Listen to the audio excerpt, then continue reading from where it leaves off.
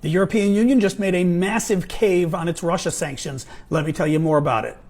The current sanctions against Russia bar Russia from transferring any sanctioned goods via the territory of countries that are enforcing the sanctions. In other words, let's look at Lithuania. What Russia was doing was sending sanctioned goods via rail from Russia up there, transiting Lithuania, and then going to that little red square I've got there. That little red square is Russian Kaliningrad. It's actually a territory of Russia that is separate from the Russian mainland. Well, it's illegal. It's not allowed under the sanctions for Russia to send sanctioned goods on rail across Lithuania. So Lithuania cut the trains, and the Russians freaked out.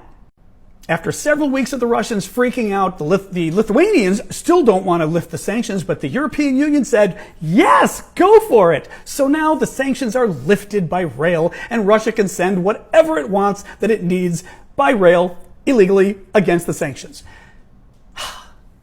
This... In the meantime, Vladimir Putin cut off gas, like all gas, to Germany, and he's still committing genocide in Ukraine. So not exactly the kind of behavior that you give the guy a favor, but we just decided to give a guy the favor anyway because Mr. Genocide needs one.